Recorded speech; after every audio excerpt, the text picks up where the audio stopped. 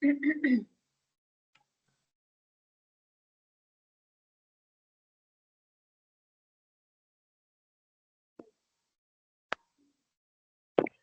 hola chicos, buenos días, ¿cómo están? Hola, hola, ¿se me escucha? Confirmar, por favor. Buenos días, Mi, sí se lo escucha. Hola chicos, ¿qué tal? ¿Cómo están? Bienvenidos. Ahora que estaba abriendo la clase, recordé que la última vez nos quedamos a la mitad, no sé, qué vergüenza chicos, de verdad, el internet me falló totalmente y ya no me pude ni despedir. De verdad que lamento esas situaciones, son cosas técnicas que se escapan de mis manos. Y bueno, pues disculpen todos, ya disculpen con todos, ya ahora me he puesto internet súper estable, todo va a estar bien. ¿Ok? A ver, ¿qué tengo por aquí? Buenos días, Pablo, bienvenido. Y bienvenidos todos a la clase. Estamos hoy, bueno, trabajaremos la semana 16, que corresponde a Historia del Perú, y estamos pues en las últimas, ¿no? Y estamos a 2 semanas más y se acaba el ciclo. Se acaba porque ya el repaso es una yapita que te dan al final, ¿no? Y ya está, pero como semanas, ya estamos a 2 semanas más y eso sería todo con nosotros. Ya, pero hemos aprendido mucho. En todos los cursos, me imagino, ¿no? Han sacado mucho provecho de las clases.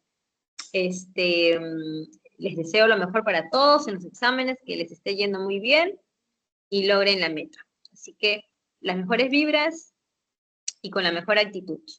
Entonces vamos a empezar otra vez. Buenos días para todos, nadie se me duerma, voy a estar haciendo preguntas, ¿ok? Y empecemos por aquí. A ver, voy a poner pantalla completa para que se vea más grande. A ver, está un poquito lentón. Ya, hasta se cambió. Bien, chicos, empecemos. Tenemos hoy día desde el tercer militarismo hasta el primer gobierno de Fernando Belaúnde Terry. Estamos hablando de un periodo de la historia peruana, ya contemporánea. ¿Qué tal? Buenos días por ahí, buenos días. En donde pues hay sucesos que son bastante para nosotros conocidos, ¿no? Escándalos de corrupción, hay tratados, hay gobiernos militares, ¿no? Como el de Sánchez Cerro, Odría también es otro. Así que pues son temas que son muy interesantes. A ver, respecto al tercer militarismo, podemos decir que es el último militarismo aquí desarrollado en nuestro país.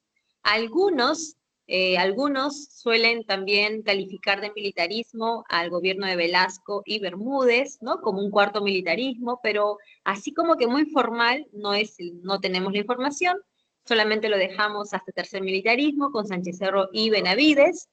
Estamos hablando del regreso de los militares que van a tomar el poder, y como tú ya sabes, porque hemos hablado de otros militarismos antes, ¿no? Primer y segundo militarismo, pues son periodos que se caracterizan por la presencia de estos caudillos militares que no están solos porque tienen detrás de ellos a ejércitos, tienen gente que los apoya y estos caudillos se pelean por el poder, desarrollan guerras civiles porque no solamente son ellos, sino que tienen mucha gente que los apoya y se dan los enfrentamientos y son guerras civiles.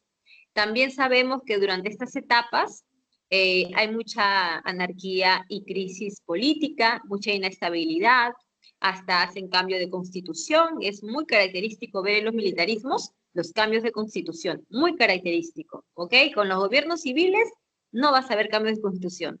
Básicamente los cambios de constitución son los con los gobiernos militaristas, ya te darás cuenta. Por ahí hay excepciones como Fujimori o como Leguía, ¿no? Pero los demás son La Mar, Castilla, ¿no? Tuvo dos, todavía Castilla, Gamarra, Sánchez Cerro, Bermúdez, ¿te das cuenta? Hace muchos cambios de constitución. Ahora, también en los militarismos, recuerda que llegan en el momento en que estamos atravesando problemas como guerras, ¿no? O han terminado guerras y la situación ha quedado muy fea económicamente y socialmente. o también cuando estamos atravesando crisis de otra índole, como por ejemplo el tercer militarismo llega cuando estábamos atravesando la Gran Depresión capitalista. Entonces, en estos momentos es que los militares aprovechan para tomar el poder. Ahora, respecto al tercer militarismo, acá hay una particularidad, que los otros militarismos no lo tienen. Esa particularidad es que estos militares, Sánchez Cerro y Benavides, tienen influencia del fascismo, jóvenes. ¿Será cierto? Claro que sí. Vamos a reconocer ¿ya? Cuatro influencias que vas a darte cuenta que corresponden totalmente. Primero, anota, Mussolini y Hitler, que son los dos líderes fascistas más conocidos de Europa y del mundo, ellos eran militares, ¿sí o no? Mussolini y Hitler eran militares. Sánchez Cerro y Benavides también eran militares. Ahí tenemos una primera comparación, una primera, digamos, semejanza, influencia. Número 2, Mussolini y Hitler eran líderes que trabajaban a favor de las clases de derecha, de las clases altas, no para el pueblo, no para esos sectores populares, sino de las clases altas. Benavides y Sánchez Cerro, ellos están a favor de la clase oligárquica, o sea, de la clase alta. Ahí van dos influencias. Tercero, Mussolini y Hitler estaban en contra del comunismo. Ellos estaban súper en contra del comunismo. Benavides y Sánchez Cerro se oponen al comunismo, los persiguen, los reprimen, los encarcelan. Y cuarta influencia, chicos, la última, es que tanto Mussolini como Hitler en sus respectivas naciones van a tratar de promover un sistema de seguridad social. Profesora, ¿qué es eso, no? ¿Cómo que seguridad social? Es cuando el gobierno se preocupa en impulsar programas o a través de sus ministerios lograr desarrollar aspectos como la vivienda, la educación, la salud, la alimentación, el empleo, entre otras cosas. ¿Todo eso para qué, profesora? Para lograr el bienestar de la población. Es obvio, ¿sí o no? En naciones como la Alemania nazi o la Italia de Mussolini, la idea era que la nación fuera desarrollada, potencia. Y obviamente para eso tienes que lograr la grandeza de tu nación por medio del tema económico. Y para eso tienes que elevar la calidad de vida de la gente, el bienestar de esa población. Y a eso se le llama un sistema de seguridad social.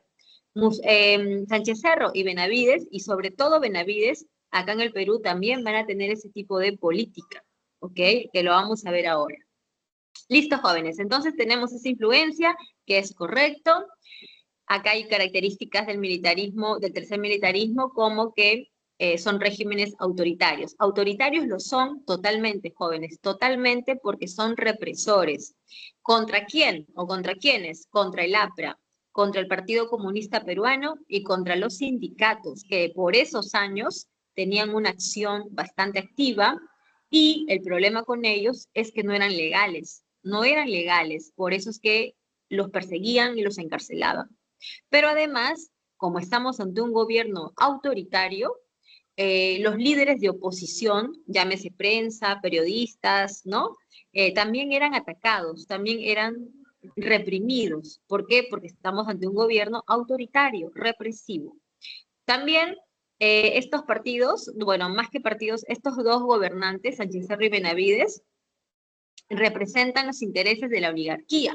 Recuerda que la oligarquía es aquella forma de gobierno caracterizado por un pequeño grupo, un grupo muy selecto, muy cerrado, en donde solamente ellos comparten el poder y no permiten el ingreso de los otros grupos como la clase media o los sectores populares, no los permiten. Y para lograr marginarlos totalmente, ¿no? A los sectores populares les prohíben el voto diciendo que los analfabetos no pueden votar. ¿Te acuerdas de la reforma electoral que hizo Pierola? Por ese medio prohibió y dejó fuera de la vida política a miles de peruanos, campesinos, obreros que eran analfabetos. Y las clases medias tampoco llegan a tener una participación activa dentro de estas oligarquías, porque la oligarquía es un grupo totalmente cerrado de clase alta.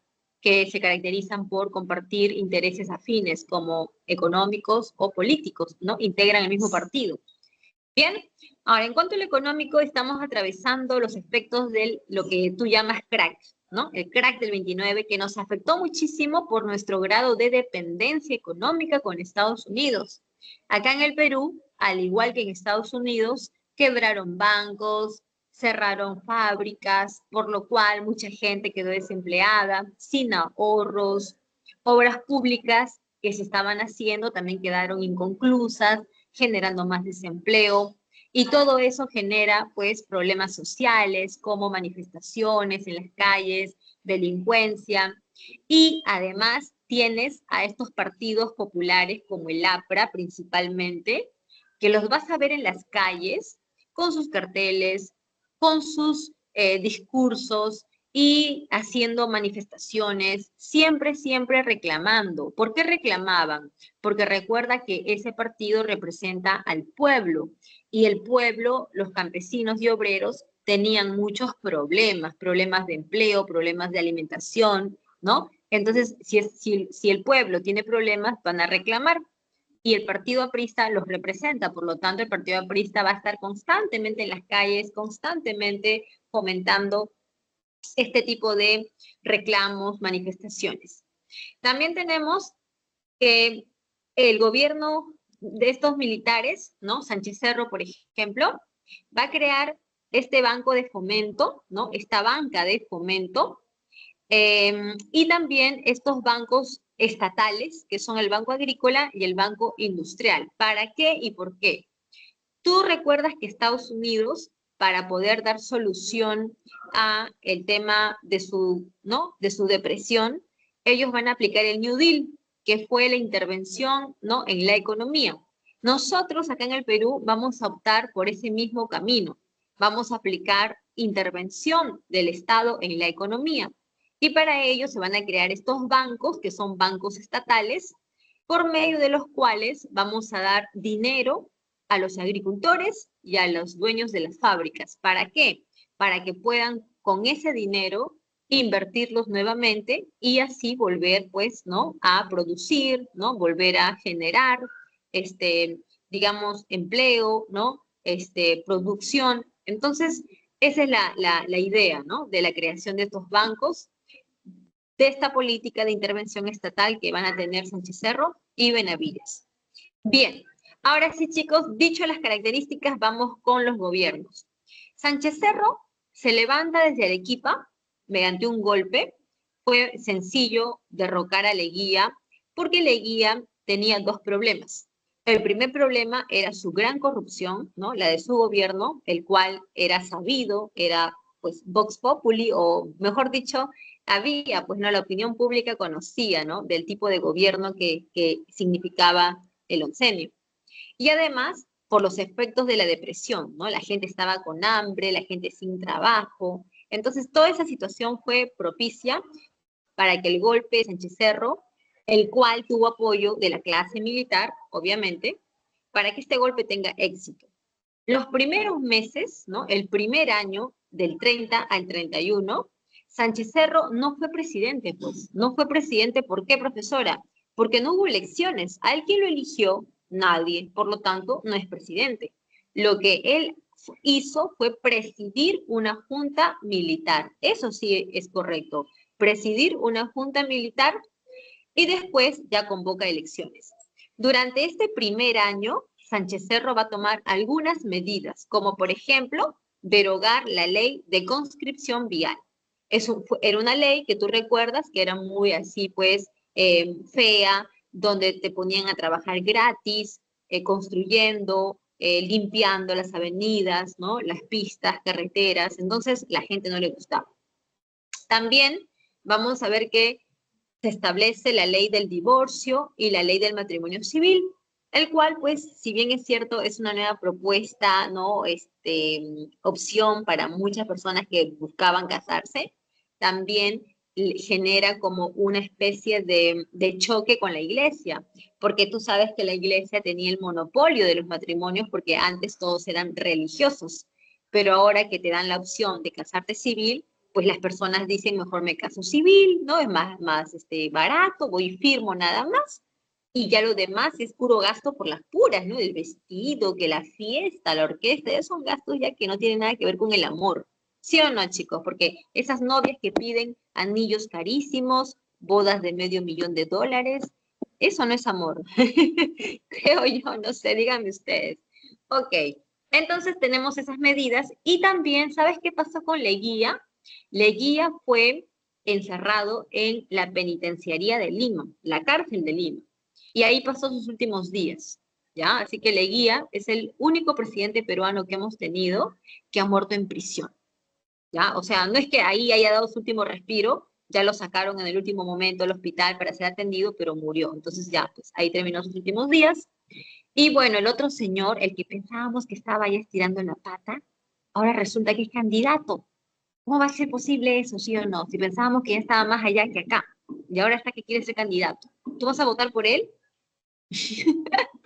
No sé, no sé, ese señor está, pero está muy, está dando sorpresas, ¿no? Pero bueno, ahora, vamos al año 31.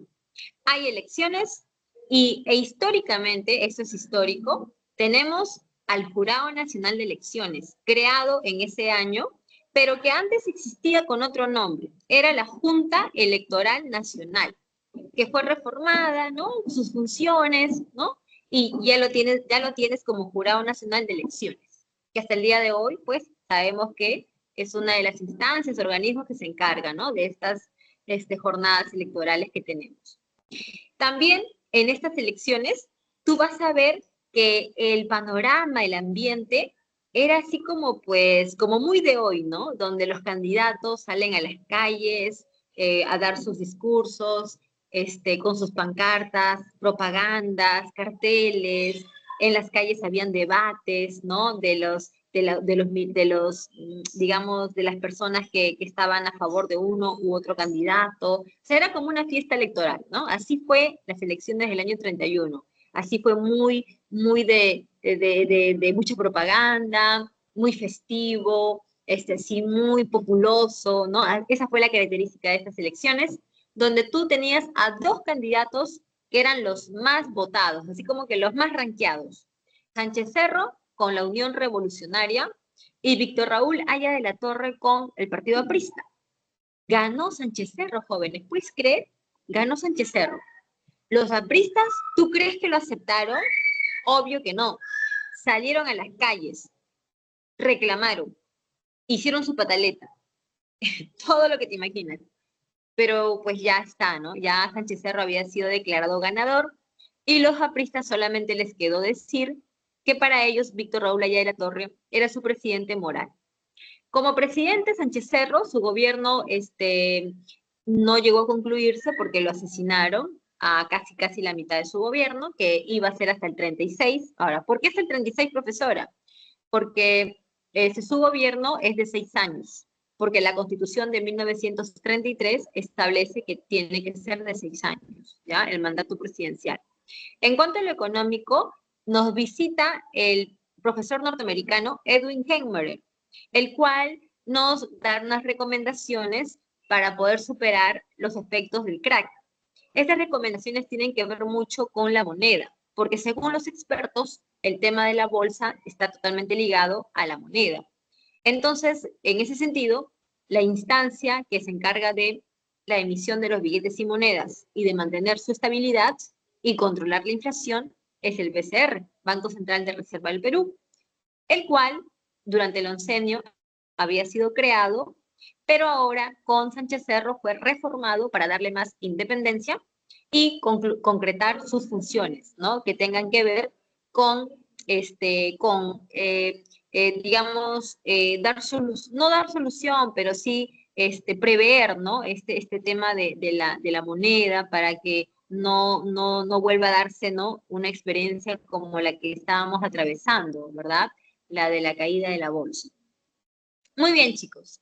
Pasamos al otro PPT, donde tenemos la ley de emergencia. La ley de emergencia es una ley donde se va a tratar, o lo que se va a hacer es perseguir atacar a los que son apristas, comunistas, sindicalistas y a la oposición. Es una ley represiva totalmente. Por medio de ella se encarcelan, se persiguen, muchos fueron deportados fuera del Perú.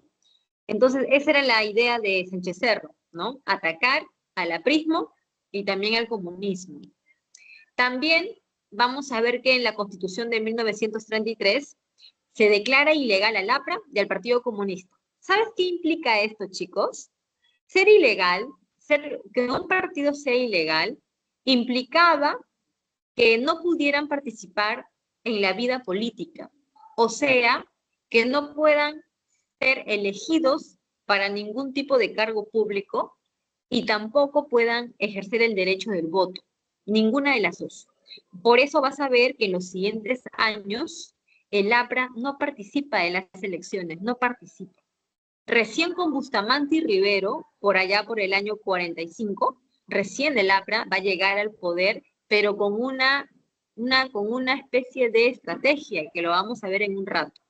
Pero eso fue obra, pues esta ilegalidad, ¿no?, de estos partidos fue obra de Sánchez Cerro. ¿Y sabes cuál fue la justificación? Que eran partidos internacionales.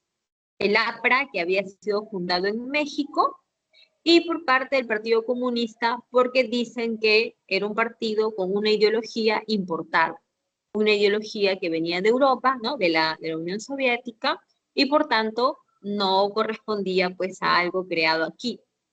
Y ahí pues, ¿no?, ahí los comunistas decían que, si bien es cierto, el comunismo era algo de afuera, pero era adaptado, ¿no?, adaptado a la realidad peruana, ¿no? Es lo que decía Mariátegui también.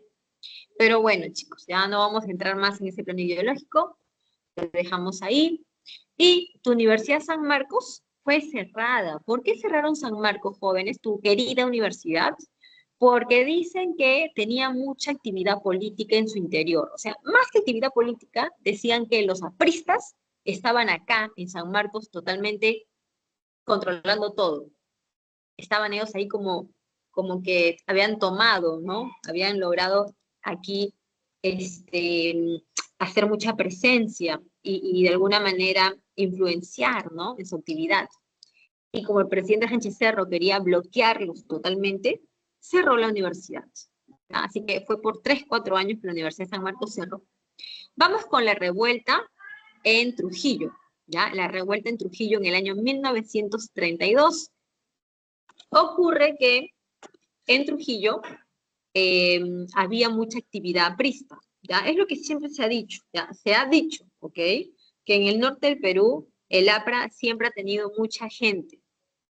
Y en el gobierno de Sánchez Cerro, en Trujillo, había mucha represión contra el APRA.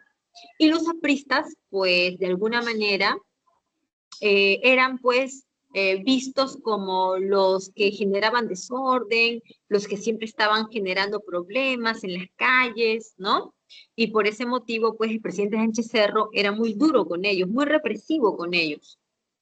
Todo eso va a llevar a que los apristas, supuestamente, ¿ok?, esto es supuestamente, que los apristas hayan tomado el cuartel militar O'Donovan, en el cual lo atacaron y dieron muerte a los guardias y sargentos que estaban aquella noche ahí.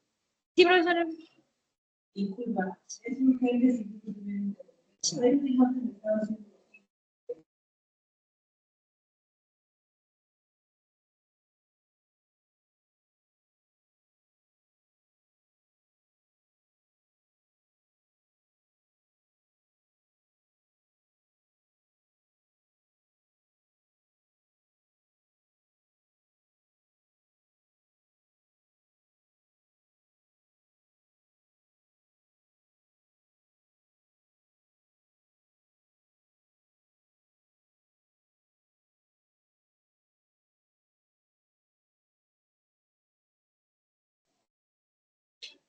Chicos, disculpen la interrupción, entró alguien, así que sorry con excuse me. Y continuemos, ¿ya? Ya, entonces decíamos que en el cuartel O'Donovan los apristas ingresaron una noche, lo atacaron, dieron muerte a los oficiales, a los sargentos que estaban ahí. La escena fue muy fea, ¿no? Muy feo lo que ocurrió aquella noche. Y por ese motivo, el presidente Sánchez Cerro de Lima a Trujillo mandó pues a que lo bombardearan. La ciudad en varios puntos fue bombardeado. Luego, los implicados, los supuestos implicados, fueron capturados, llevados a las ruinas de Chanchán y ahí fueron fusilados. Se estima que el total de personas muertas aquel día en Chanchán habrían llegado a ser 500 o 600, si no es que más, ¿ok? Por lo tanto, pues fue una masacre horrible, algo espantoso lo que ocurrió aquella vez, ¿no? En Trujillo, ¿ya? Bien, ahora, vamos a ver que aparte de pues este incidente de Trujillo, también está el tema de la Constitución, que bueno, no lo han puesto acá en la Constitución, lo hemos dejado como que, bueno, la Constitución del año 1933 va a traer varias novedades. Por ejemplo, se va a establecer que el voto sea obligatorio, chicos. Voto obligatorio como hasta el día de hoy, que si no vas a votar te ponen multa, ¿sí o no? Se va a establecer voto obligatorio. También se incluye a las mujeres para que puedan votar en las elecciones municipales, ¿ya? Solamente municipales. Aunque, si tú quieres saber si eso se concretó, la respuesta es que no, porque las elecciones municipales no se desarrollaron hasta 1962. También se va a establecer que los miembros de la iglesia, así como del ejército, ¿no? De las Fuerzas Armadas, no votaran. Así que ellos no van a votar. Otra cosa es que se va a establecer, ¿no? La ley de la ilegalidad del APRA, ¿no? Del Partido Comunista, y que los mandatos presidenciales van a ser de 6 años y que no van a haber vicepresidencias, ¿ya? No van a haber vicepresidencias. Muy bien, chicos, vamos con el final del gobierno de Sánchez Cerro. Vamos a ver que en el gobierno de Leguía hubo el Tratado Salomón Lozano, en el cual nosotros perdimos territorio loretano, el famoso trapecio amazónico. Pero más importante que el trapecio o ello, en realidad, es el puerto de Leticia, el cual era pues un puerto peruano, con población obviamente peruana, que van a reclamar reincorporarse al Perú. Y el reclamo es aceptado, es entendible, claro está, y ellos, ¿no? Los leticianos van a hacer sus reclamos en las calles, pero dicen, ¿ok? Dicen que detrás de estas personas habían intereses de empresarios, ¿no? Empresarios que no les convenía haber roto esa relación, ¿no? Con el Perú, ya que esos negocios estaban puestos acá, y pasar a depender ahora de otra nación, que es Colombia, pues le generaba problemas, ¿no? Entonces, esos empresarios, según dicen, es lo que estaban motivando, ¿no? Que en este lugar de Leticia, la población pues haya atacado a los policías, estén pues ahí generando, ¿no? Una situación de socialmente pues, ¿no? De caos. Y esta situación, jóvenes, acá en la opinión pública peruana, esta situación trajo pues apoyo, porque la opinión pública va a estar a favor de que Leticia sea incorporada al Perú. Y el presidente Sánchez Cerro, para ser populista, ¿no? Aceptó eso y apoyó. Ese apoyo es lo que nosotros nos trajo esta declaratoria de guerra con Colombia, en la cual vamos a ver que, eh, o sea, ya estaba la guerra lista para ser empezada. Si no lo hubo, fue por lo que te voy a contar ahora. Cuando estaban las tropas en el campo de Marte, acá en Lima, ya listas para poder marchar hacia Colombia y empezar con esta guerra, pues el presidente Sánchez Cerro, como presidente que era y también militar, llegó a pasar revista, ¿no? A pasar revista de las tropas, y cuando ya se estaba yendo en su automóvil descapotable, que es un dato no, o sea, es importante, por eso lo decimos, pues resulta que de algún lado, de entre la gente que estaba ahí, que siempre un presidente anda con mucha gente, tú sabes, ¿no? De ahí sale un jovencito que como un, no sé, a ver, ¿cómo te digo? Como un Saibaimán, ¿ok? Así, o sea, no sé, de la tierra, salió no sé de dónde, porque nadie lo vio, ¿no? Nadie lo vio, y de pronto este jovencito ya apareció disparándole al presidente, ocasionándole la muerte, porque el presidente llegó al hospital ya cadáver.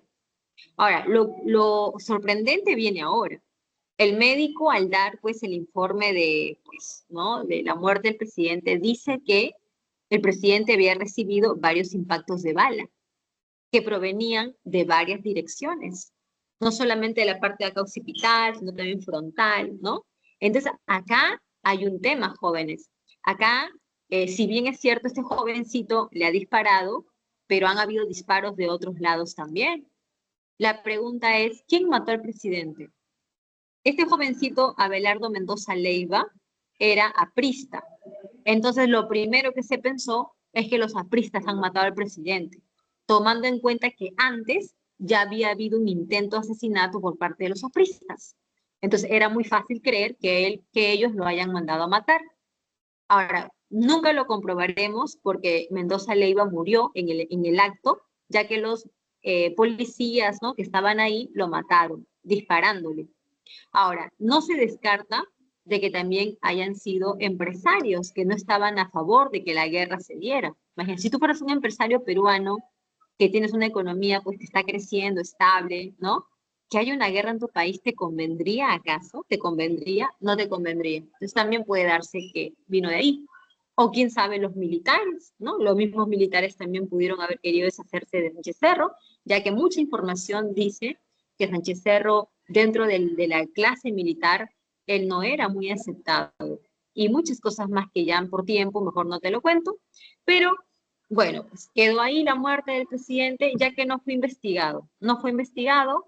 El Congreso de la República, el mismo día de su muerte, eligió a Óscar Raimundo Benavides, el cual también es un militar que va a gobernar supuestamente solamente 3 años para acabar con el gobierno de Sánchez Cerro, ¿no? Supuestamente.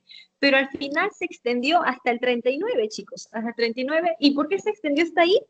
Pues porque hubo elecciones en el año 36, ¿ya? Hubo elecciones, pero el ganador, llamado Luis Antonio Eguiguren, ese ganador, el Congreso no le aprobó su triunfo, ¿ya? No le aprobaron. Chicos, déjenme ir acá a traer agüita. En el chat pónganme por qué crees tú que a Eguiguren no le aprobaron su triunfo. A ver, voy a esperar tu respuesta, voy a traer agua.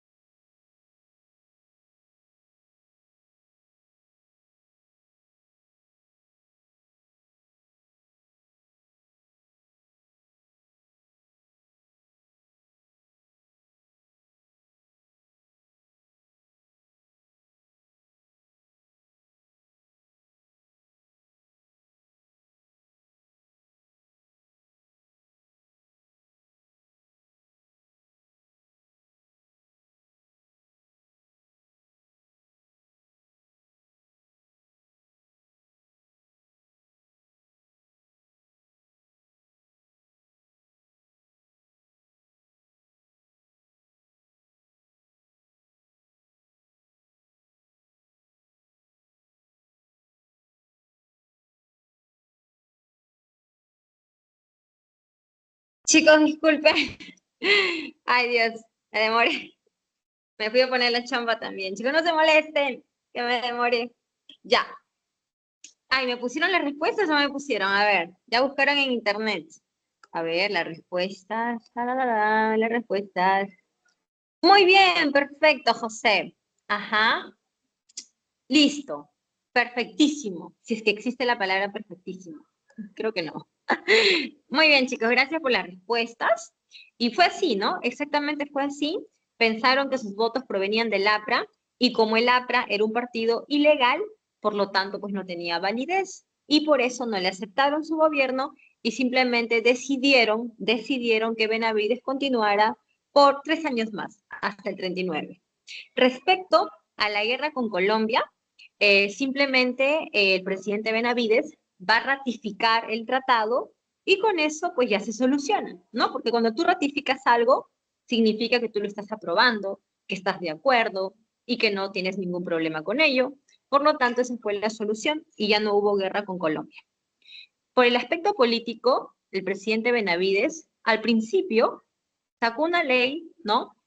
Manifestando pues esta política de paz, ¿no? De perdón, de amnistía, ¿no? Amnistía, tú sabes que es perdón, ¿no? Es perdonar a los enemigos, ¿no? Que en ese caso habían sido considerados pues los apristas y los comunistas. Pero si ahora los estás perdonando, significa que ya no los vas a perseguir, que ya no los vas a encarcelar y que a los que están en la cárcel los vas a dar libertad. Entonces, esa política de paz y concordia duró muy poco, jóvenes. Muy poco, ¿por qué? Porque hubo un asesinato de un aristócrata. Estamos hablando de Antonio Miro Quesada, junto a su esposa, que fueron asesinados cuando salían del Hotel Bolívar, uno de los hoteles más lujosos del Perú de aquellos años. El que los asesinó, dicen que también era un militante aprista. Y por ese motivo, otra vez volvieron a perseguir a los apristas, a los comunistas, ¿ya? Otra vez. Respecto a lo que es el Código Civil, tú sabes que el primer país del mundo en tener su Código Civil fue Francia. Y eso ocurrió durante durante el consulado. ¿Recuerdas cuando Napoleón era pues cónsul de Francia?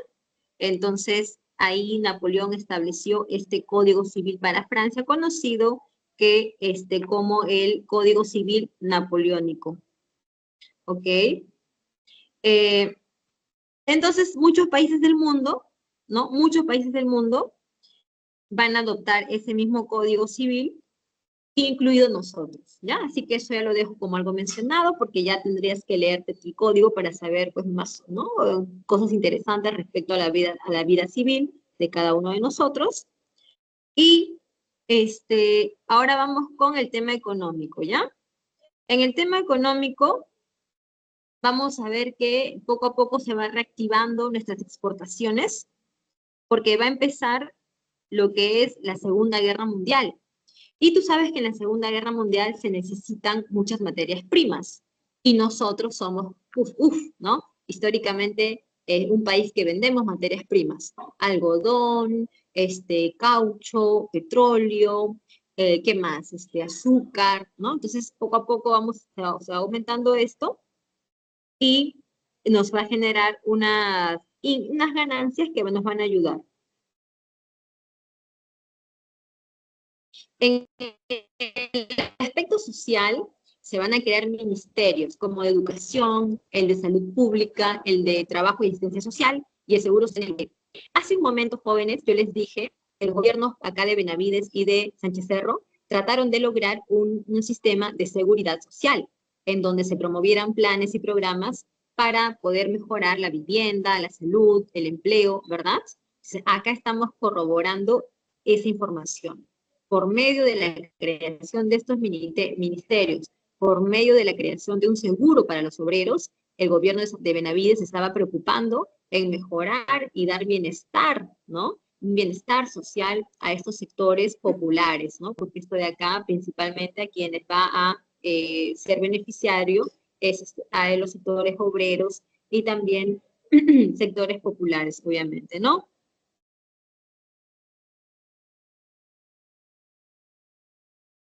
Muy bien. Ahora, otro tipo de obras, como la carretera panamericana y central, vamos a ver que, bueno, se comienzan a construir, ¿no? Porque entenderás que no se va a concluir, ¿no? O sea, carretera panamericana, años de años. Pero sí se comienza a construir el hospital obrero, donde los obreros se van a atender. O sea, tú entiendes que el obrero, pues, tiene escasos recursos, tiene hijos y no alcanza para la atención médica, enfermedad.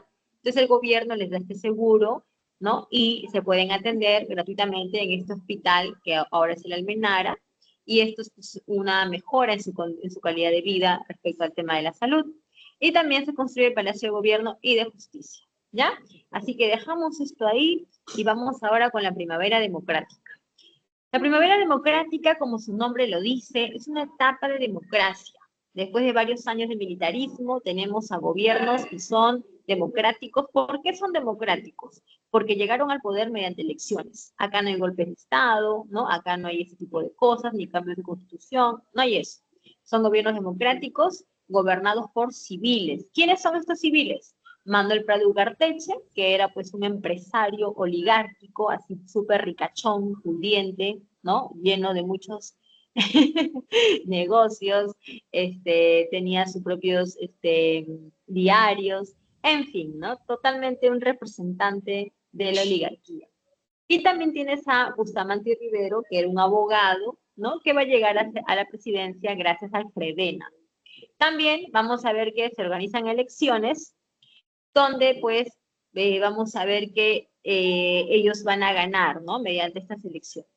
Bien, chicos, a ver, ¿cuáles son las características? En el aspecto internacional, se está desarrollando la Segunda Guerra Mundial y por lo tanto el Perú, pues, se inclinó hacia nadie, ¿no? Porque supuestamente, ¿no? Neutral, ni con el eje, ni con los aliados, neutral.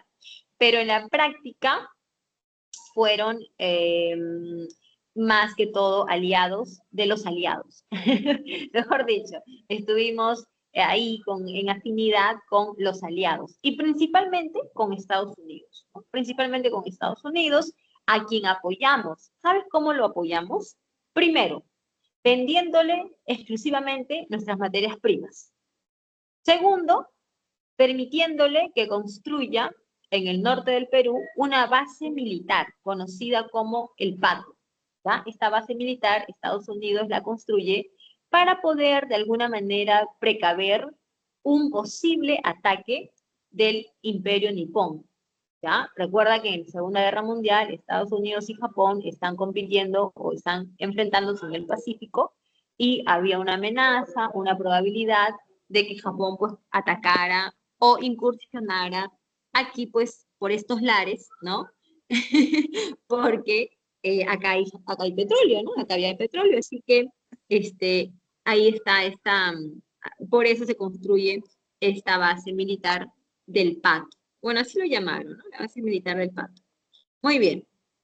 También vemos, ¿no? Y otra forma de que ayudamos a Estados Unidos fue la deportación, ¿ya? Deportación de ciudadanos japoneses e italianos, los cuales, pues, lamentable, ¿no? Bastante lamentable porque podríamos decir que ellos no tenían la culpa de que sus países estuvieran en guerra. Entonces ellos tuvieron que de alguna manera pagar pato, como se suele decir, ¿no?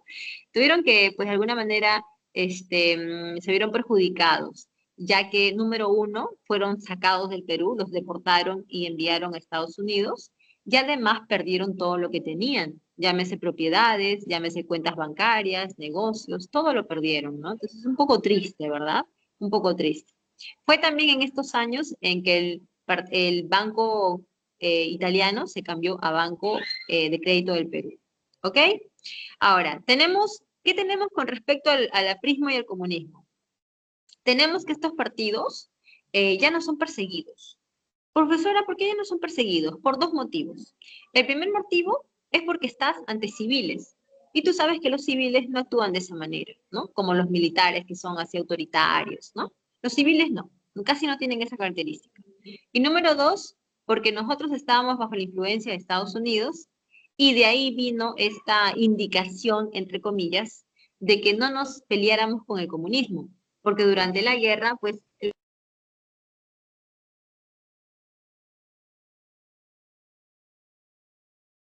Entonces, les decía que durante la Segunda Guerra Mundial, Estados Unidos y la Unión Soviética estaban como aliados, ¿no? Estaban juntos en esa guerra. Y por lo tanto, pues, acá a nosotros se nos da esa solicitud, ¿no? De que tampoco no atacáramos al comunismo. Bien. Ahora, en cuanto al económico, estamos en años en donde vamos a tener varios o muchos ingresos por las exportaciones de las materias primas, lo cual nos va a servir, nos va a ayudar mucho, jóvenes, pero genera una situación que seguro te has dado cuenta. A ver, tú sabes que nosotros somos un país no industrializado, ¿sí o no? Tú lo sabes, lo sabemos desde siempre, ¿sí o no? Claro que sí. Y nosotros siempre hemos dependido de importaciones. Importaciones, pues, de muchas cosas como alimentos o medicinas, materiales de construcción, tecnología y esas cosas. ¿Dónde comprábamos eso? Pues de las potencias, ¿no? Obviamente compramos de ellos, Estados Unidos. Pero yo te hago una pregunta. Si Estados Unidos está en una guerra, ¿tú crees que va a producir para venderte a ti o para mantener su guerra? Pues opción B, ¿sí o no? Va a producir para mantener su guerra. Entonces, a nosotros, o a países como nosotros, nos vamos a ver perjudicados por un gran desabastecimiento, sobre todo de cosas más importantes como medicinas y alimentos, ¿no? Que es lo más importante. Entonces, ese desabastecimiento, el presidente Prado lo va a tratar de contrarrestar con una política de industrialización conocida como ICI. ICI son siglas que significan industrialización por sustitución de importaciones. Industrialización por sustitución de importaciones. ¿Qué significa eso? Que lo que vamos a tratar de hacer es industrializarnos para contrarrestar el desabastecimiento que se había generado debido, ¿no? al contexto de la Segunda Guerra Mundial. Esta política Prado lo va a continuar en su segundo gobierno también. Muy bien, ahora sí vamos con el presidente, vamos con Prado, es elegido presidente del Perú. Para llegar al poder, como te repito, ya con el Partido Comunista Peruano no hay ningún problema, hubo totalmente una cercanía, que hasta se podría hablar de una alianza, pero no, así fue, ¿no? Durante estos años. El tema de los sindicatos también va a tener un gran avance, porque ahora ya no van a ser perseguidos, ya no se les va a atacar ni encarcelar, y recuerda por lo que te acabo de decir, porque la indicación de Estados Unidos fue que no los atacáramos. Entonces, pues ahí ya vamos a lograr un entendimiento, y con los sindicatos también, ¿no? Con los sindicatos también se les va a legalizar, se va a crear la CTP, que es la Confederación de Trabajadores del Perú, que posteriormente cambia, ¿no? A Central General de Trabajadores del Perú, CGTP. Bien, en cuanto a obras, la Biblioteca Nacional se incendia por una falta de mantenimiento en la parte del sótano, donde estaban guardados muchos, ¿cómo se llaman estas cosas? Me fue el nombre, ¿ya? Muchas cintas, ¿no? Como cintas donde estaba guardada información, y pues una falta de mantenimiento ahí provocó, pues, ¿no? Un incendio, el cual va a tener que, pues, obviamente, acá poner mano para reconstruirlo, y se va a tomar bueno, aporte no, sino que Jorge Basadre va a ser, pues, designado, encargado, para que esté, pues, a cargo de la reconstrucción de nuestra Biblioteca Nacional del Perú. En el censo de 1940, el cual se hizo debido a un terremoto que Lima tuvo previamente, terremoto en el cual pues fue muy fuerte, muy feo. Creo que inclusive cuando hablan de que Lima tiene un silencio sísmico, creo que se están refiriendo a que desde esa fecha no hubo hasta el día de hoy un terremoto como lo fue aquel día, donde muchas casas coloniales se cayeron, en el acantilado ahí de esta parte de Miraflores, ¿cómo se llama? La Costa Verde. También imagínate los deslizamientos que hubo, gente que murió, o sea, fue feo el terremoto, fue muy feo, de mucha magnitud, y tras eso hubo el censo, donde 6 millones de habitantes, ¿no? Es lo que arrojó el censo, y lo más asombroso, chicos, es que casi 70% estaban en las zonas rurales, lo cual nos indica que estábamos ante una Lima urbana, ¿no? Una Lima sin provincianos, una Lima pequeña, que todavía no tenía ese cambio de rostro, como lo va a comenzar a tener a partir de los años 50, 60 en adelante. Muy bien, continuemos. Miss, Sí, escucho. dentro de las características económicas, ¿a qué se refería control monetario? Ya, si había, no me di cuenta que estaba escrito. Ya, eso se lo voy a explicar en un ratito con Bustamante, porque eso es del presidente Bustamante, ¿ya? Ahorita vamos a llegar ahí y les voy a explicar con detalle por qué ocurrió eso.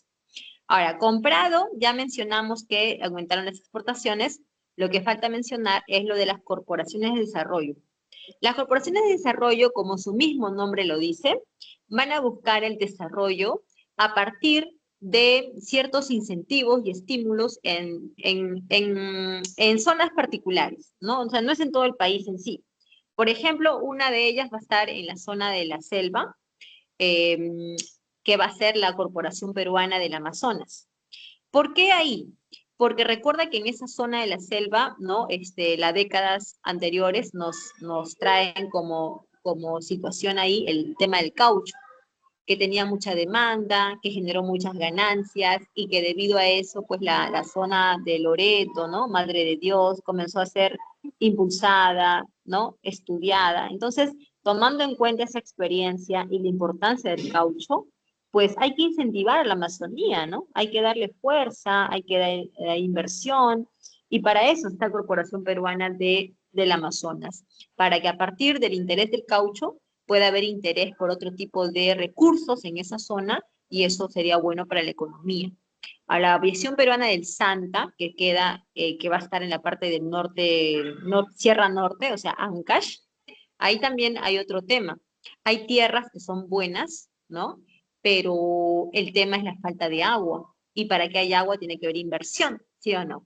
Entonces lo que va a hacer el gobierno también es ahí dar, ¿no? Este impulso para que pueda esa zona activarse, puedan ser aprovechadas agrícolamente y ahí tiene que haber pues, ¿no? Apoyo económico por el tema de las irrigaciones, ¿no? Porque si falta el agua hay que solucionarlo con irrigaciones.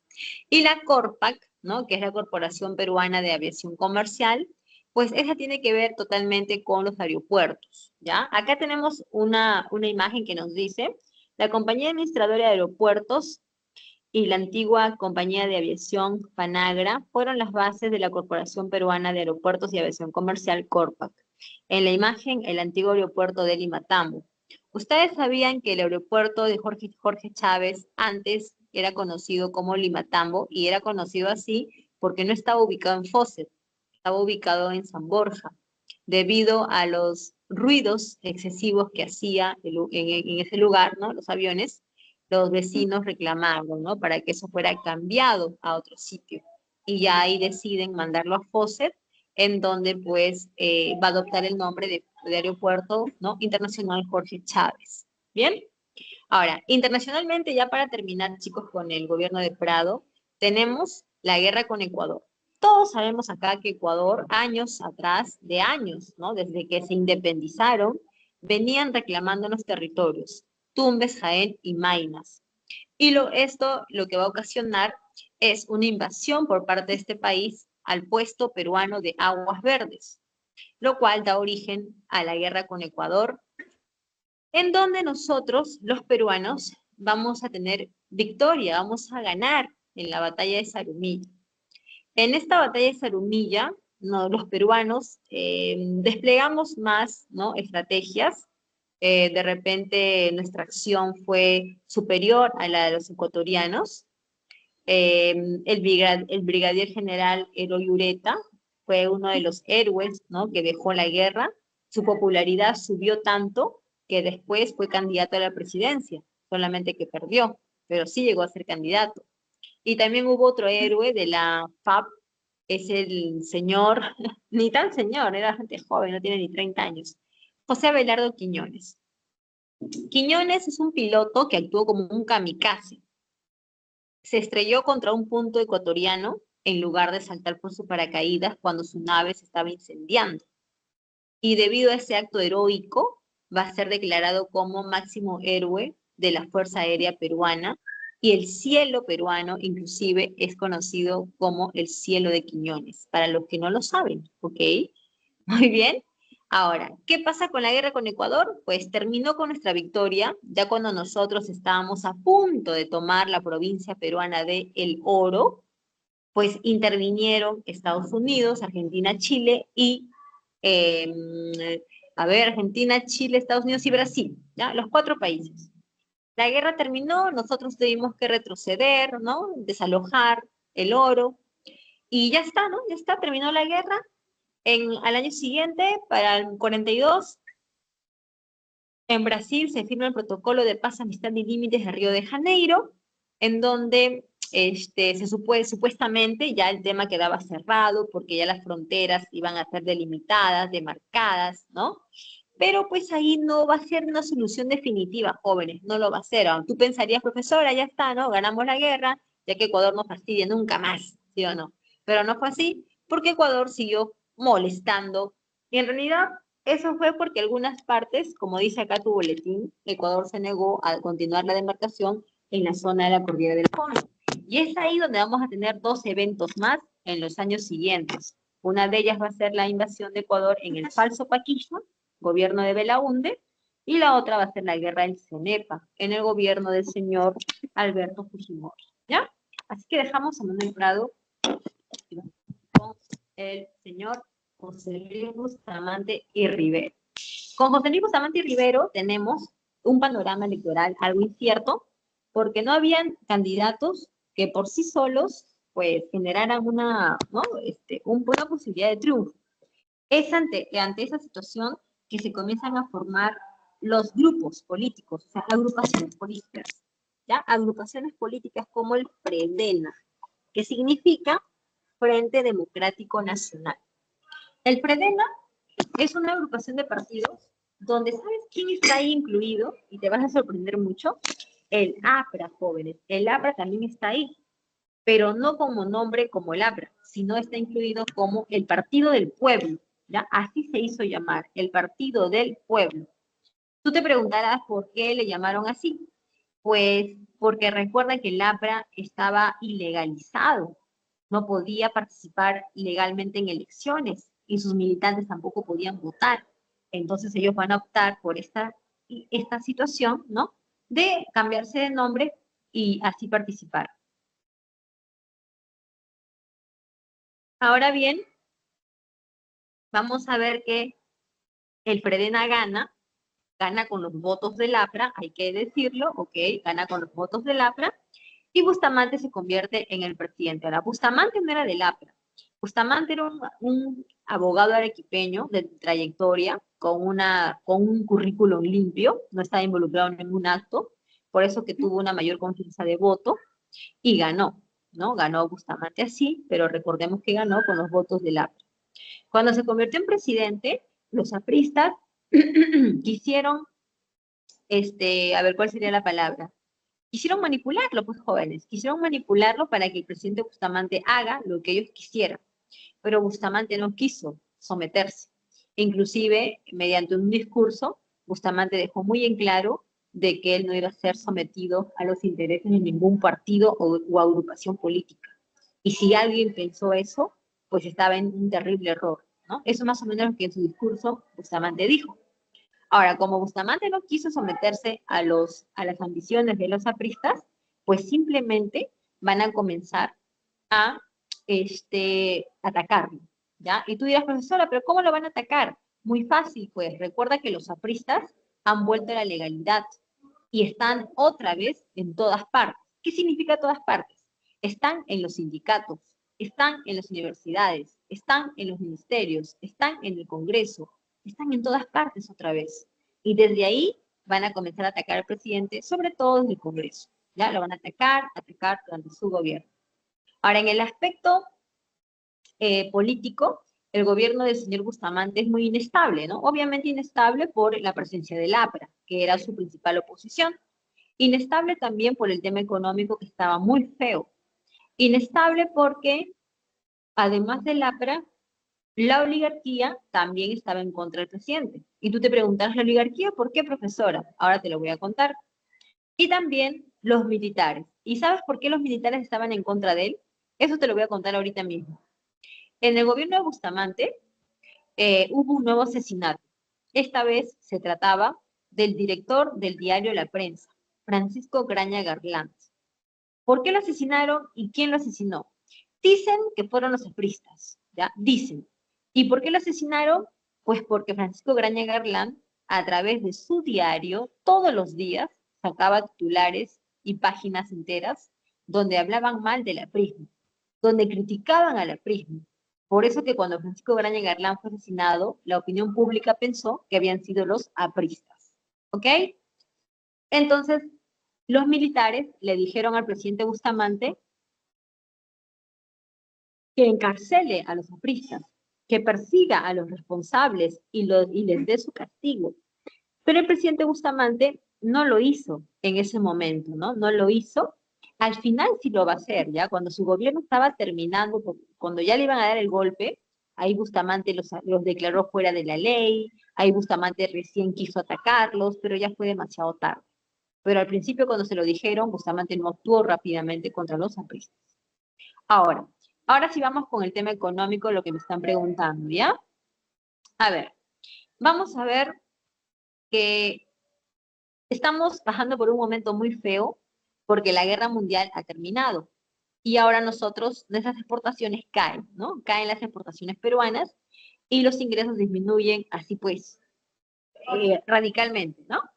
Además de eso, recuerda el desabastecimiento que se había generado.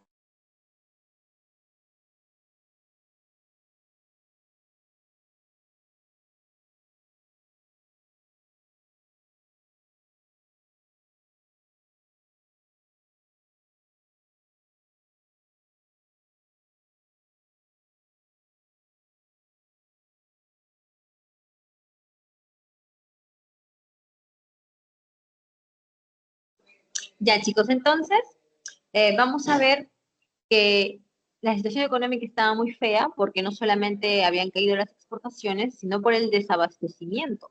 No habían alimentos de primera necesidad, como leche o arroz o aceite, ¿no? Entonces tú ibas a una tienda o una bodega a comprar y simplemente no te vendían nada. Entonces tenías que hacer largas colas desde la madrugada para poder comprar algo que también pues estaba muy caro porque los precios estaban que subían y subían y subían. A eso se le llama inflación.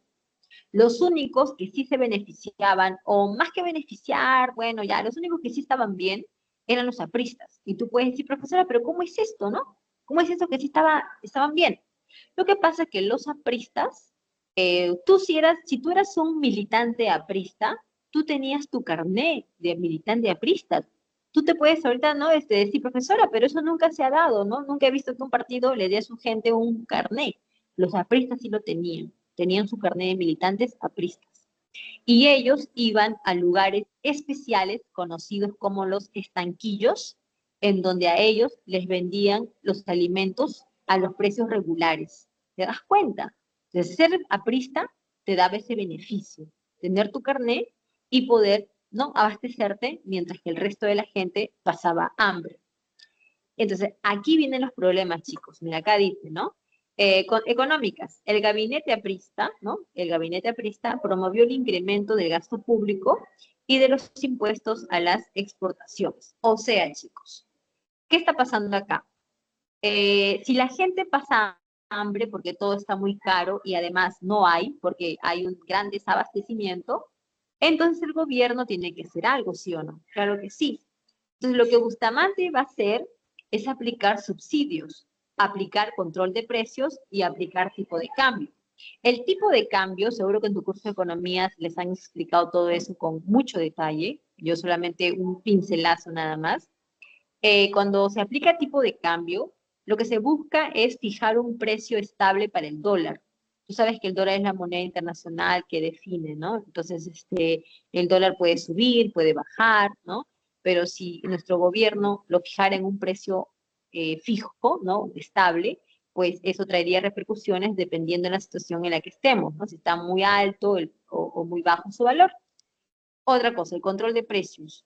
Si tú vas a un mercado y quieres comprar arroz y el arroz cada día aumenta su precio y, por ejemplo, ahorita imagínate que el arroz estuviera a 25 soles el kilo y tú dices, pero normalmente estaba 4 soles, 5 soles, ¿cómo va a estar 25? No me alcanza, ¿no? Entonces, tú quisieras que esté un poco menos, aunque sea para comprar algo de comer.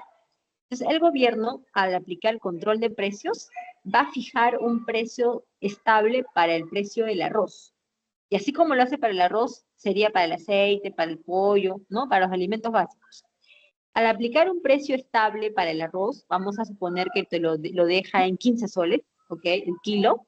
Entonces, tú vas a decir, bueno, no me alcanza igual, pero al menos voy a poder comprar un poquito y al menos un poquito voy a comer, ¿no? No me compraré como antes, pero al menos me va a alcanzar para algo. Entonces tú pues compras el arroz, ¿no? En tal precio y ya al menos puedes seguir comiendo. Ahora, aquí no ha habido ninguna magia. No es que el precio del arroz ha bajado para que a ti te alcance. Lo que está pasando acá, un ratito,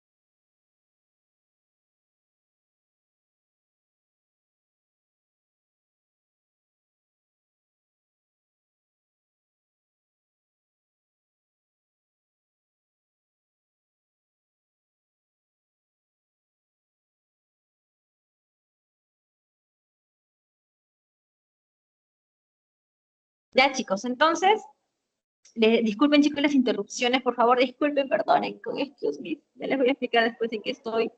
Entonces, no es que pues el pollo o el arroz, el azúcar, por arte de magia, se establezca en un precio fijo que a ti te convenga, sino que lo que está pasando es que si tú compras el arroz, el kilo a 15 soles, es porque la otra parte de lo que cuesta ese arroz, el Estado lo está cubriendo. Entonces, es una manera de ayudarte a ti para que tú sigas comiendo. Esa es una forma de subsidio también. Entonces, ese control de precios para que un gobierno lo haga, pues implica mucho gasto público. ¿Qué es el gasto público? Es el dinero que tiene el Estado para poder usarlo en situaciones, pues, como estas, o también las obras públicas, ¿no? Entonces, para hacer un programa así de ayuda, es mucho incremento del gasto público, o sea, mucho dinero del gasto público que se va a usar. Y mientras por un lado tú ayudas a la gente subsidiándole los alimentos, aplicando pues estos apoyos económicos, por otro lado, el presidente Bustamante comenzó a aumentar el impuesto a las exportaciones. Y yo te pregunto una cosa, ¿quiénes son los que exportan? ¿Los obreros, los campesinos o los empresarios? Los empresarios, ¿sí o no? Los empresarios son los que exportan. Y si le aumentas los impuestos a ellos les va a gustar o les va a disgustar. Obviamente que les va a disgustar. Y una última cosa, ¿los empresarios son oligarquía o no son oligarquía? Son oligarquía, pues. Ahí tienes la respuesta de por qué la oligarquía comenzó a estar en contra del presidente Bustamante, ¿ya? Comenzó a estar en contra de él. Por otro lado, se crea la empresa petrolera fiscal peruana, que más adelante te voy a explicar cuál es su importancia. Y en el tema de obras y medidas, tenemos que se establece la educación secundaria obligatoria y gratuita. La primaria fue con José Pardo y Barreda, la secundaria es con Bustamante. La ley del yanaconaje, ya que recuerda que en las zonas de las haciendas trabajaba el yanacona sin ningún salario, su mano de obra era gratuita, además de los abusos que les daban a esta, ¿no? a esta población. Y a partir de ahora les van a dar un salario fijo, ¿ya? Se va a establecer un monto salarial fijo para ellos. Eso no siempre se cumplió, ¿ya? No siempre se cumplió, pero al menos digamos que estuvo ya como dado por este gobierno. Y lo más importante del gobierno es el Decreto Supremo 781, jurisdicción sobre las 200 millas del mar peruano. Vamos a ver que en esto es una situación que la vamos a hacer debido a que muchas naciones o naciones como Japón, como Estados Unidos, ¿no? Venían a nuestros mares cuando todavía no teníamos el derecho, ¿ah? Cuando todavía no teníamos el derecho marítimo, estas naciones venían y depredaban nuestros recursos marinos de una forma pues ilimitada, irracional, ¿no? Con la tecnología que ellos tenían, estos famosos barcos balleníferos, que eran unos barcos pues con una gran potencia de succión, que depredaban nuestros recursos de manera irracional. Si nosotros hubiéramos permitido eso, hubiera traído problemas de extinción de especies marinas. Entonces, nosotros vamos a hacer las gestiones internacionalmente para que se nos ceda un derecho marítimo. Y lo vamos a lograr, ¿no? Después de unos años vamos a lograr. Ahora, para esto, el gobierno peruano tuvo que dar justificaciones, ¿no? Argumentos. Y uno de los principales argumentos fue que nosotros, al ser un país pobre, con escasos, pues, digamos, desarrollo, pues necesitábamos la parte del mar, ¿no? Sus recursos para poder generar ingresos, ¿no? Que nos ayudaran a nuestro desarrollo.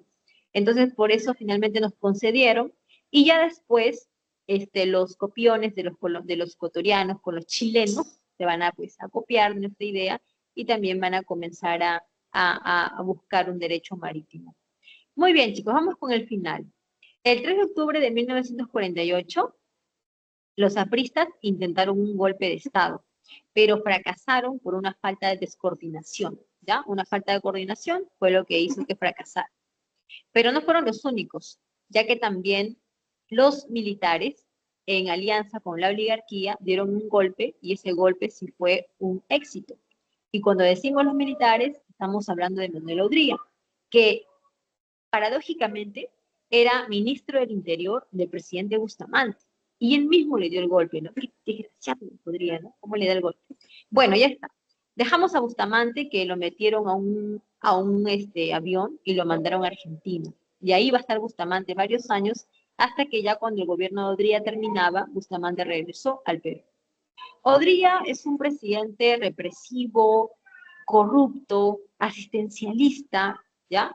Es un gobierno con esas características. No estoy exagerando ni un poco más ni un poco menos. Su gobierno duró 8 años, por eso se le llama ochenio, y los 2 primeros años no son de un gobierno constitucional, porque en los 2 primeros años aún no se le había elegido.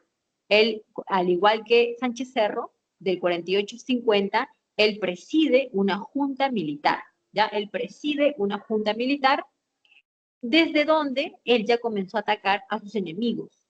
¿Como quién es, profesora? El Partido Aprista, el Partido Comunista y diferentes grupos de oposición. Por eso decimos que es un gobierno represivo autoritario. Mediante la Ley de Seguridad Interior, realizó todas estas persecuciones a sus enemigos políticos.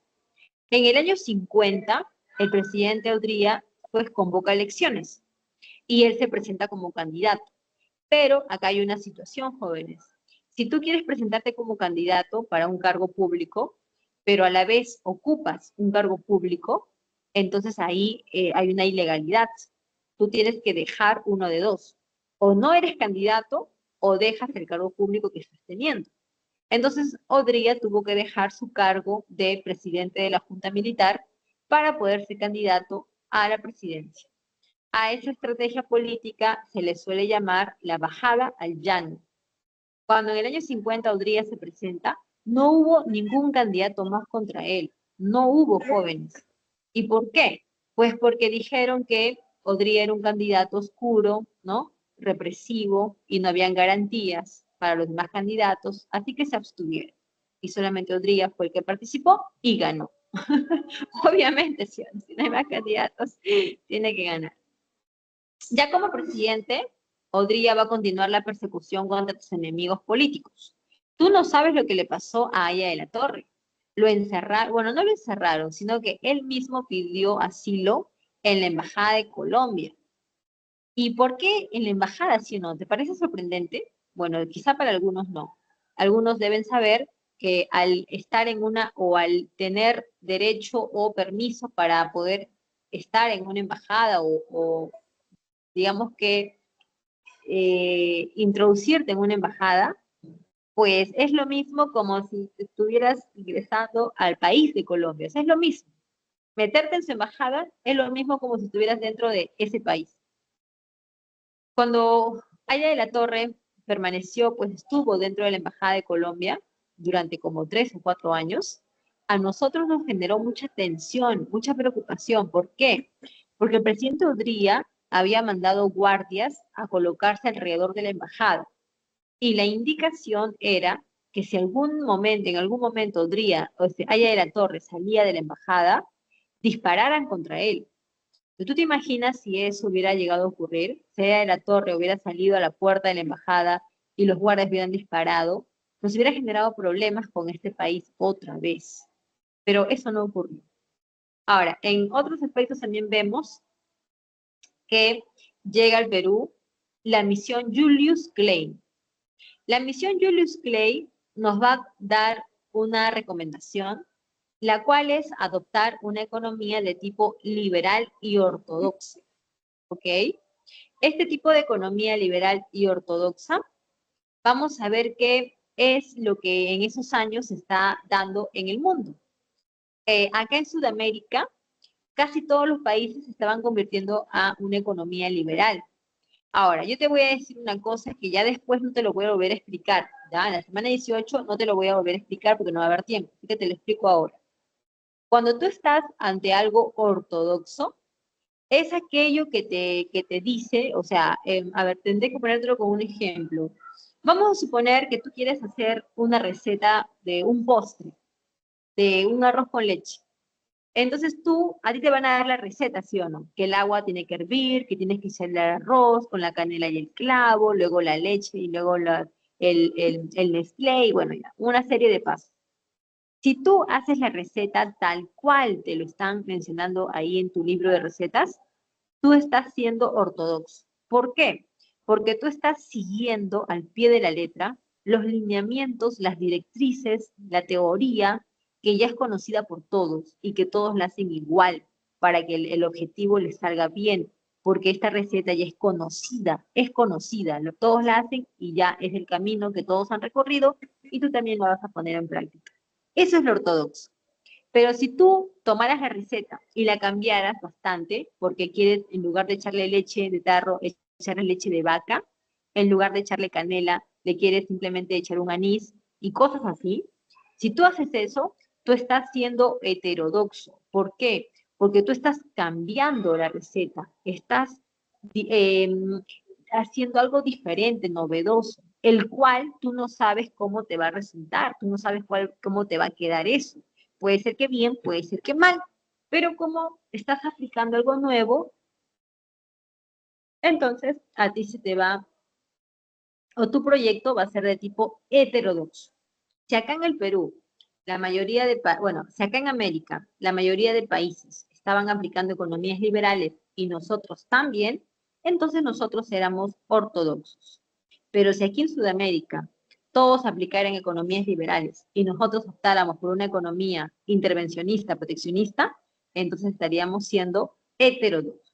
¿Ya? En el caso de Odría, lo que recomienda la misión Klein es un gobierno liberal ortodoxo. La guerra de Corea también nos dio muchos beneficios porque aumentaron las exportaciones y eso el presidente Odría lo va a utilizar para muchas obras públicas. Las que están acá son las más emblemáticas, pero no olvides que también hubo mucha creación de barrios, de avenidas, de infraestructura, escuelas, postas, todo eso, ¿ya? Todo eso. Solamente que acá es lo más emblemático, como los estadios, el Nacional, el estadio de Matute, el estadio de Lolo Fernández, el estadio de la Universidad San Marcos, el Hospital del Empleado, junto con el Seguro Social del Empleado, que para los que no lo entienden bien o se confunden, el Seguro del Empleado es para los profesionales, abogado, arquitecto, ingeniero, profesor, entre otros. En cambio, el Seguro del Obrero es para el obrero. El obrero es una persona que no tiene instrucción superior, su mano de obra es no calificada. Así que estamos hablando de seguros diferentes, no te confundas. También se crean las grandes unidades escolares, ¿ya? Ahora, ¿cómo es eso, chicos? Aquí viene el tema de la cholificación. A ver, ¿cómo es esto? Mira, tú sabes que el Perú, hasta 1940, bueno, Lima, hasta 1940, como ves en la imagen ahí del mapa, Lima era pequeñita, mira, mira el color anaranjado del mapa. En el año 40 Lima era pequeña. 54 ya hay estas migraciones, ¿no? Con Odría. Ahí Lima creció, ¿no? Ahí Lima se ve que ha crecido en las zonas periféricas, no al centro, sino en la periferia. En los años 70, que estamos con Velasco, ¿no? Pues el fracaso de la reforma agraria hace que la gente venga hacia Lima. Mira, fíjate cómo Lima creció mucho más. Y en los años 80 y tantos, ya con el tema del terrorismo, ya pues Lima crece mucho más, y al día de hoy ya pues Lima ya no soporta más, que ya no soporta más. Vamos a parecer una New York, un poco más. Ahora, ¿por qué la gente del campo viene a Lima durante los años 40? Esos jóvenes es porque el hambre aumentó, la pobreza aumentó. ¿Y sabes por qué aumentó? Por el fin de la Segunda Guerra Mundial. Cuando hay guerras mundiales, se genera pobreza en el mundo, porque los gastos se han utilizado solamente en la guerra, dejando atrás la salud, la alimentación y otros aspectos. Entonces, si acá en Lima o en las ciudades habían necesidades, en el campo, pues imagínate, ¿no? Cuánta pobreza había y cuánta hambre. Por eso que las familias vienen acá a Lima.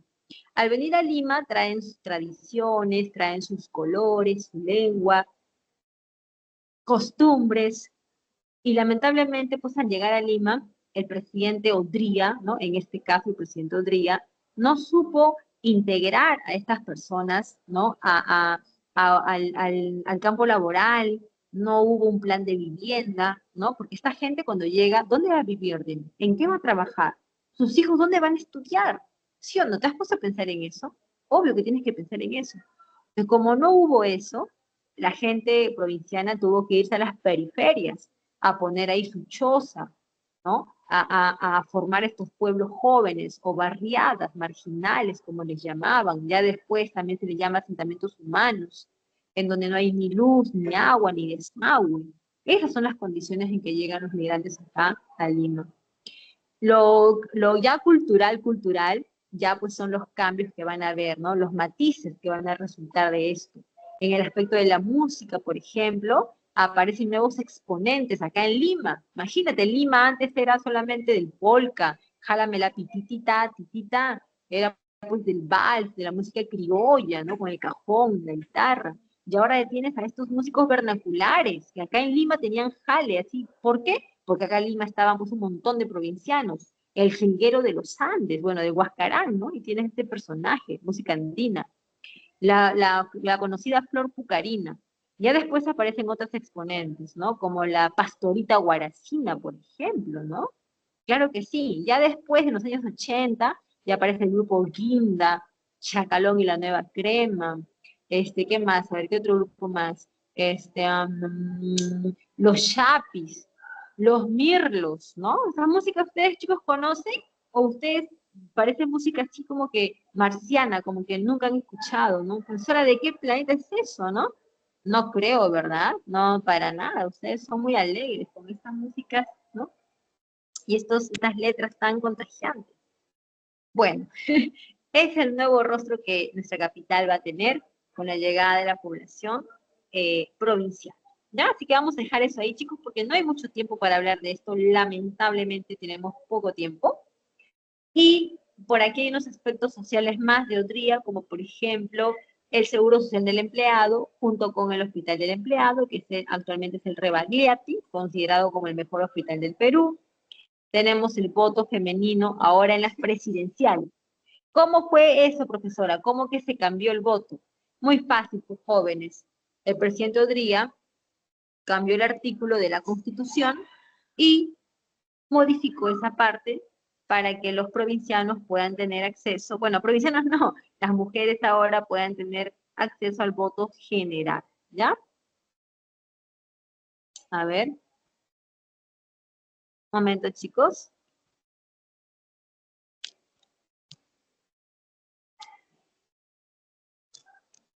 Un ratito. Bien, entonces les decía que cambia el artículo de la Constitución y ya tenemos el voto femenino en las presidenciales. También se establece lo que es el pasaje medio universitario y también el día del profesor, ¿no? Del maestro, que es el 6 de julio.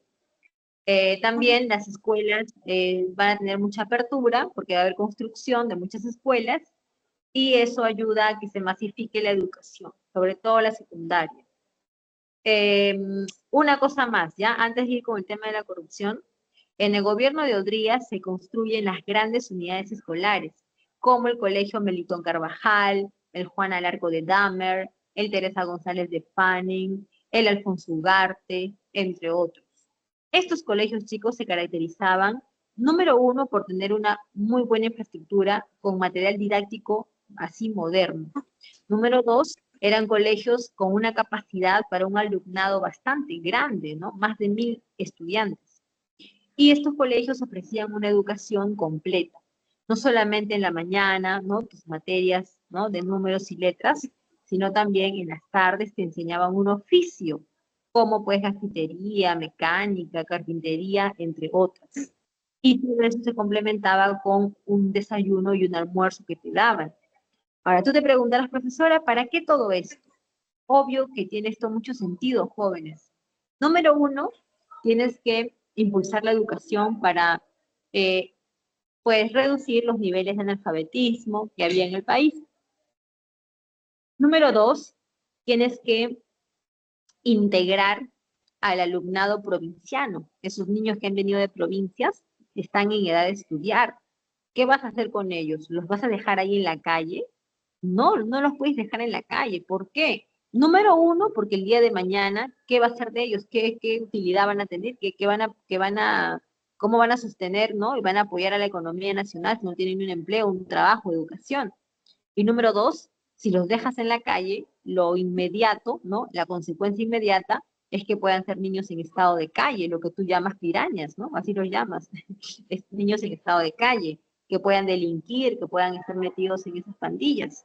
Y eso no te conviene, ¿sí o no? Que estén robando ahí, no te conviene. Y además, enséñales algo técnico. En esas escuelas van a aprender algo técnico, con lo cual van a aprender a ganarse la vida. Entonces, esas características tenían las grandes unidades escolares. Bien, chicos, además de la creación del CAEM, que era el Centro de Altos Estudios Militares, tenemos lo último de Odría, que es la corrupción de su gobierno. Aquí hubo muchas obras públicas, pero con muchísima corrupción, ¿ya? Y además su asistencialismo, el cual era apoyado por su esposa María Delgado de Odría, la que aparece ahí en la imagen, mira, con todas esas señoronas. Ahí está María Delgado de Odría, que era la primera dama, y pues ella ayudaba a Odría en todo lo que era pues ese asistencialismo, de ir a los pueblos jóvenes, regalando ropa donada, alimentos básicos, pero no, nada más, pues, ¿no? Eso básicamente fue ese apoyo, entre comillas, porque después nada cambió, ¿no? Tú sabes que el Perú todavía va a continuar con muchos problemas sociales hasta muy actualmente, ¿no? Bien, en el año 56, Manuel Prado regresó al Perú de París y candidateó a la presidencia, pero no tenía pues como que popularidad, entonces iba a perder, ¿no? Y su éxito iba pues difícilmente se iba a dar. Es por eso que Prado hace una alianza con el APRA. Ahora, acá hay una situación pues sorprendente, ¿sí o no? Porque se supone que el APRA es un partido antiimperialista y el señor Prado es un representante del imperialismo. Entonces, acá, ¿cómo puede ser esto, sí o no, señores? Muy raro. Bueno, pues muy fácil. El APRA cambió su discurso. Antes decía que el imperialismo era malo, generaba pobreza, atraso, ¿no? Ahora dice que el imperialismo no es tan malo, genera empleo, oportunidades, inversiones, ¿no? Etcétera, etcétera. Este cambio de discurso trajo un rompimiento al interior del partido aprista. Hay un sector dirigido por su primo, Luis de la Puente Uceda, que va a crear el APRA rebelde y se van a desligar del partido. Por otro lado, el APRA también recibió muchas críticas por parte de la prensa. Había un tal Pedro Beltrán, ¿no? Que era un periodista que constantemente lo criticaba a través pues, de los medios de comunicación, ¿no? Lo criticaba y lo criticaba, no solamente al APRA, sino también al presidente Prado, ¿no? Entonces Prado le dijo, ¿sabes qué, Pedro Beltrán espantoso? Necesito que vengas a mi gobierno a colaborar como ministro de Hacienda. Y Pedro Beltrán se fue más rápido que pronto. de ser opositor crítico, se pasó a ser ministro de Hacienda del presidente Manuel Prado Ugarteche. Por otro lado, jóvenes, este gobierno se conoce como la convivencia porque hay un maridaje, es lo que dicen, ¿ah? Un maridaje, un contubernio entre Prado y Haya de la Torre. Ahora, recibimos el apoyo económico de la Alianza para el Progreso, un programa económico impulsado por Estados Unidos durante el gobierno de John F. Kennedy, el cual, pues, no fue gratuito, sino no es que Estados Unidos sea muy bueno, ¿no? Qué bonachón, no. Lo que pasa es que Estados Unidos tenía miedo, se hacía la pichi, de que aquí en América la revolución cubana se expandiera, ¿no? Que la revolución cubana, así como había triunfado en Cuba y se había, pues, había virado hacia el comunismo, ¿no? De la Unión Soviética, pues podía pasar lo mismo en otras partes de América. Y por eso es que Estados Unidos tenía que hacer presencia y que más, pues, ¿no? Dando esta ayuda económica. Por otro lado, recibimos la visita del viceministro norteamericano, bueno, viceministro no, vicepresidente norteamericano, Richard Nixon, el cual vino acá al Perú a hacer unas disertaciones, ¿no? Se iba a presentar en la casona de San Marcos, pero los sanmarquinos tú sabes cómo somos, ¿sí o no? Tú conoces cómo son los sanmarquinos. Fuimos con nuestros carteles en inglés hasta la casona y le tiramos huevos podridos, tomates y muchas arengas en contra de este representante del imperialismo ya, ¿ok? Ahora, no se descarta que entre esos sanmarquinos hayan estado pues muchos artistas ahí metidos, ¿no? Qué sé yo, ¿no? Gente que pues obviamente tenía recelo contra la presencia de este personaje. Bien, también tenemos la creación del Senati como un instituto superior técnico, mira, como, ¿no? Importante para el aspecto educativo. Se crea el Comando Conjunto de las Fuerzas Armadas, el cual integra a las 3 Fuerzas Armadas del Perú. Estamos hablando de la Marina, la Aviación y el Ejército. También tenemos, jóvenes, la aparición, presencia, creación de nuevos partidos, que son partidos reformistas, ¿ya? Partidos con cambios, con nuevas ideas, nuevos partidos. El Partido Demócrata Cristiano, que más adelante es el PPC, Partido Popular Cristiano, y tenemos Acción Popular, ¿ya? Esos 2 partidos son los que van a dar la hora durante esos años. En cuanto al tema económico, el presidente Prado va a continuar promoviendo la industria, el cual hay una ley inclusive, ¿no? De promoción industrial. Se crea en Chimbote una planta siderúrgica, ¿ya? Sider Perú, en Chimbote.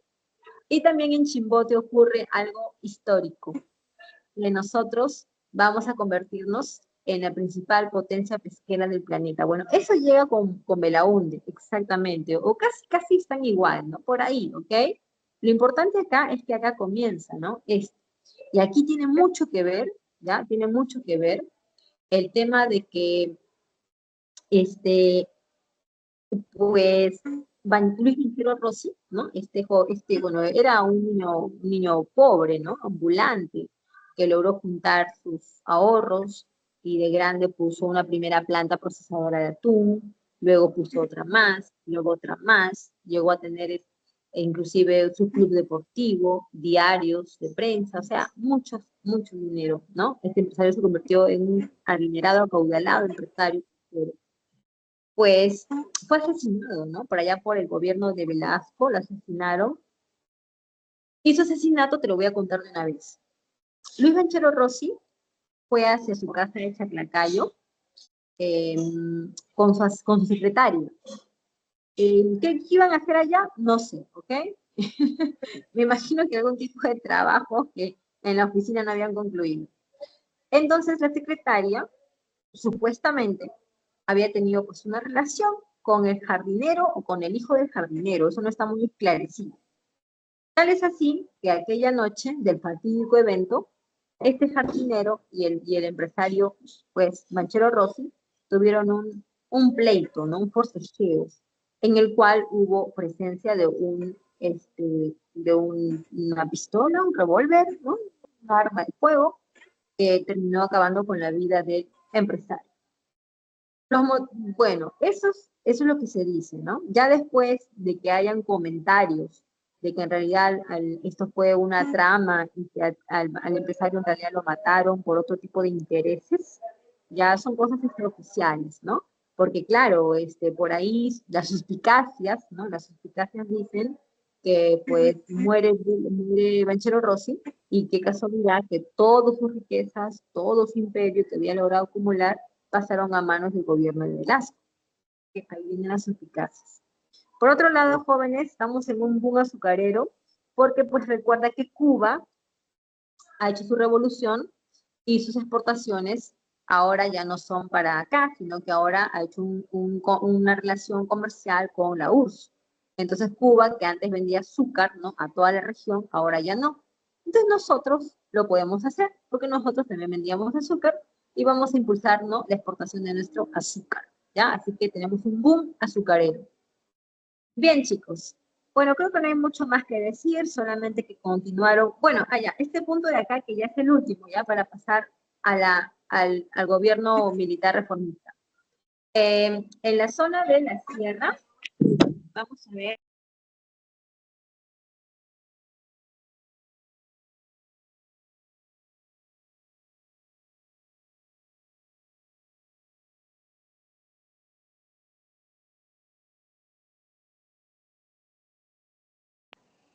Ya, chicos, perdón, estoy en un lugar donde se meten las personas. Ya, les decía que en la Sierra Sur hay un problema que viene gestándose de mucho tiempo atrás, que tú lo conoces también. Es el tema de los campesinos que reclaman la propiedad de la tierra. Tierra que se les fue quitada por los gamonales en aquellos tiempos donde los aristócratas del azúcar, ¿no?, gobernaron el Perú. Fueron tiempos en que el precio de la lana había aumentado mucho en el mercado internacional, y estos gamonales, ¿no?, abusando de los campesinos, les quitaban sus tierras.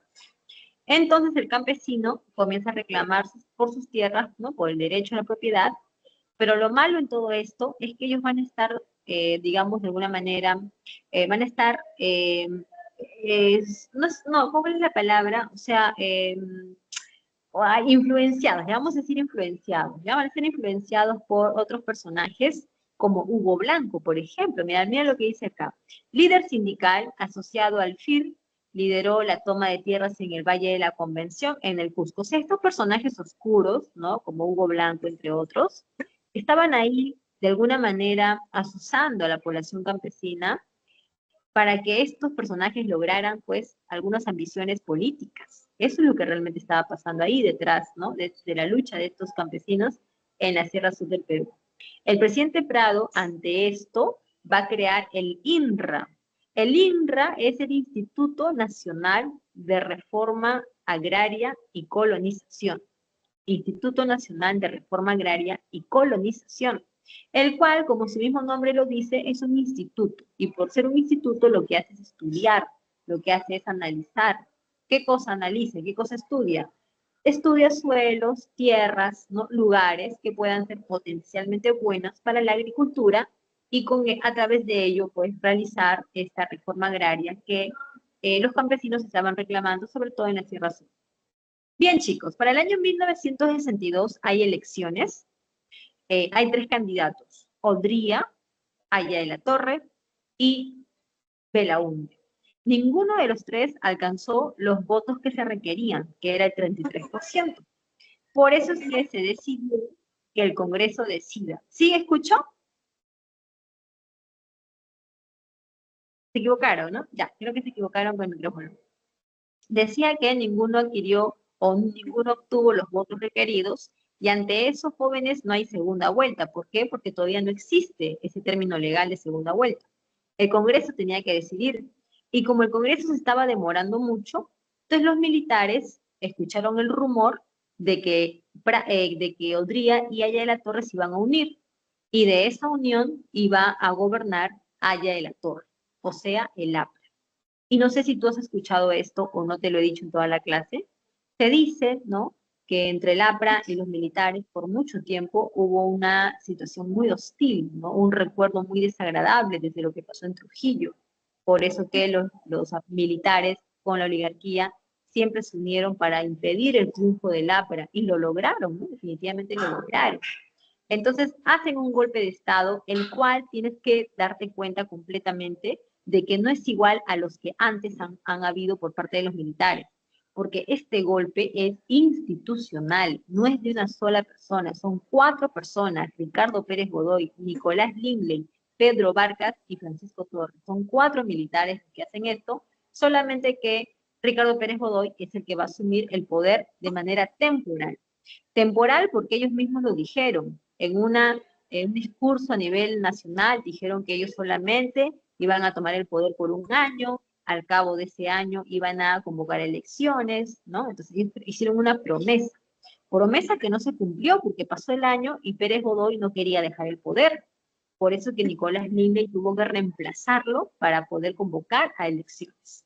Durante este año, una de las cosas más importantes es que se establece la Ley de Bases para la Reforma Agraria. La Ley de Bases es un documento en el cual se justifica y se argumenta por qué tiene que haber una reforma agraria en nuestro país, ¿ya? Esa es la importancia. Es un documento donde dice, la reforma agraria tiene que darse por esto y por esto. Se crea el Instituto Nacional de Planificación, se crea la Casa de la Cultura, y también la cifra repartidora, que wow, qué pereza explicar eso. Eso es un poco complejo, jóvenes. Además, es simplemente un cálculo matemático que se utiliza a la hora, pues, de las elecciones, cuando hay que repartir esto por ejemplo, el Congreso, ¿no? El Congreso, tú ves que han participado muchos partidos políticos y cada partido político ha tenido sus candidatos al Congreso. Al final, con el número de votos que ha tenido el partido, tú dices, profesora, si el Partido Morado sacó 500.000 de votos, ¿cómo se sabe cuántos congresistas van a entrar y de qué lugares, ¿no? De qué regiones? ¿Cómo se hace ese cálculo con la cifra repartidora? ¿Ya? Muy bien, en cuanto a Hugo Blanco y estos personajes, pues muchos de ellos van a morir jóvenes. Van a morir porque durante esos años la zona de la sierra, ¿no? También la zona de Madre de Dios, estuvo muy convulsionada, de tal manera que el presidente Belaúnde, cuando ganó las elecciones, decretó la pena de muerte para los guerrilleros. Ahí cayeron varios en acción. Uno de ellos fue el poeta peruano Javier Herop, el que está acá, poeta peruano que era una promesa de la literatura peruana porque ya jovencito había ganado premios. Y fue muy lamentable su muerte, que fue criticada a nivel mundial por muchos literatos, ¿no? Que se quejaron cómo pudo matar a este joven, tenía 22 años, 23 nada más, Javier Herop. Belaúnde como presidente ganó las elecciones, pero va a tener mucha oposición por parte del partido del APRA y también del partido de Odría, ¿ya? Y esa oposición va a ser principalmente desde el Congreso. También vamos a ver que en este gobierno ya van a haber elecciones municipales, ¿ya? Van a haber elecciones municipales. También en este gobierno vamos a ver que la alcaldía de Lima fue ocupada por el candidato del Partido Demócrata Cristiano. Estamos hablando de Lucho Bedoya Reyes. Muy bien. Por acá tenemos que el presidente Belaúnde va a organizar muchas obras públicas mediante el sistema de cooperación popular. ¿Cómo es esto? Tú sabes que en el incanato se hacía todo colectivamente, ¿sí o no? Porque toda la comunidad se beneficiaba, todo el ayu se beneficiaba. Lo que el presidente Belaúnde trata de hacer es algo parecido. En las zonas rurales, donde se necesitaban escuelas, postas, entre otras cosas, pues el gobierno llevaba los materiales y también llevaba la mano de obra técnica, o sea, los ingenieros, arquitectos, ¿no? Y se pedía a la población que ellos pongan la mano de obra para poder hacer estas, ¿no?, obras públicas necesarias. Y de esa manera conjunta, contando con el apoyo del pueblo, se hicieron muchas construcciones en las zonas rurales. Y cada vez que una obra terminaba, se ponía una frase que decía, el pueblo lo hizo. Se creó el Banco de la Nación, el cual, como te comenté clases pasadas, ¿no?, en el gobierno de Romaña, se hizo llamar Caja de Depósitos y Consignaciones, ¿no? Y ahora se convierte en el Banco de la Nación. También económicamente hay una crisis internacional que nos afectó bastante, con devaluación de la moneda, hubo también sequías por el tema del fenómeno del Niño, y eso trajo muchos problemas sociales. En obras, hay obras ambiciosas como la construcción o inicio de la construcción de la carretera marginal de la Selva, el aeropuerto Jorge Chávez, que antes fue conocido como el de Limatambo, porque estaba ubicado en Limatambo, San Borja, y se construye la residencial San Felipe, ¿no? Creo que todos conocen esa zona residencial que está en Jesús María. En cuanto a las guerrillas como el MIR, ¿no? Movimiento de Izquierda Revolucionaria, o el ELN, que es el Ejército de Liberación Nacional, son dos grupos guerrilleros que trataban de imitar la Revolución Cubana.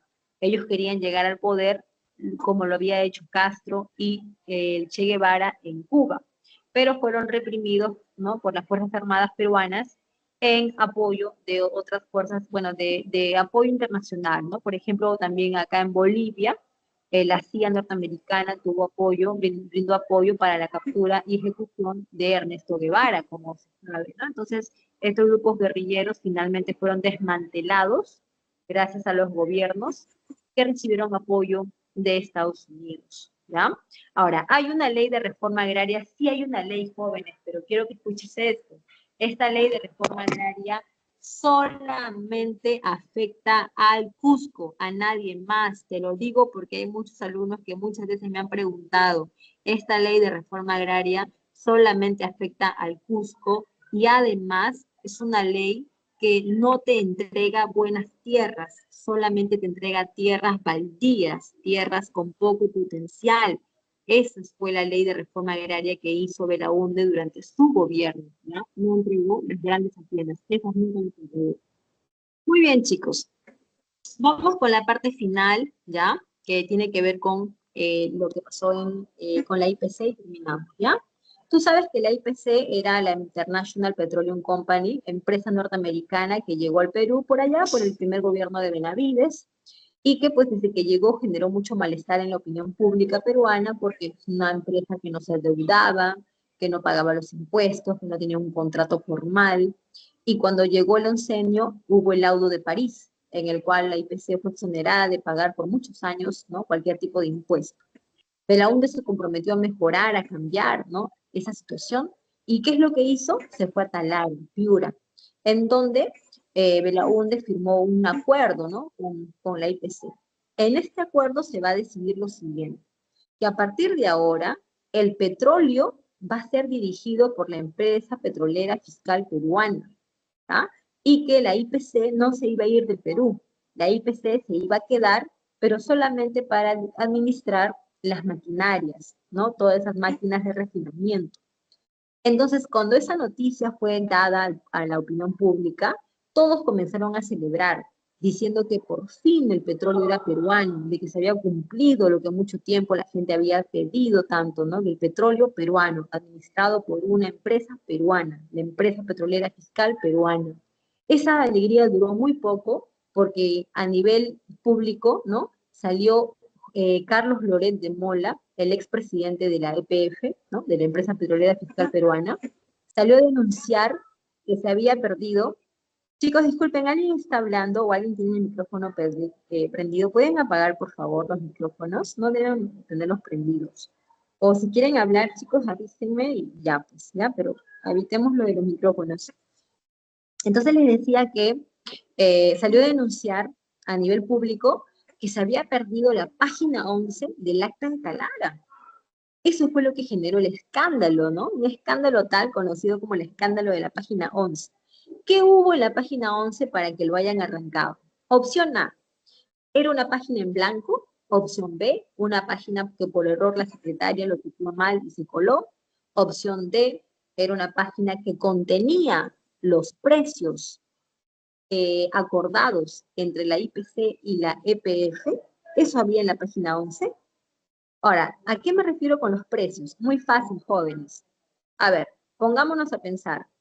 Si ahora la empresa petrolera fiscal peruana va a administrar el petróleo y la IPC va a administrar la refinería, yo te digo, si yo tengo el petróleo, ¿para qué me sirve si no tengo refinería? Y si tú tienes la refinería, ¿para qué te sirve si no tienes petróleo? Entonces, ¿qué vamos a hacer? Muy fácil. Yo te voy a vender el petróleo a ti, IPC.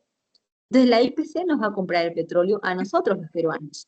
Pregunta, ¿a cuánto le vamos a vender el barril de petróleo? ¿Le vamos a vender al módico precio del mercado internacional o más caro, más barato? Entonces, los precios nunca los sabremos porque dicen que esos precios estaban ahí escritos en la página 11.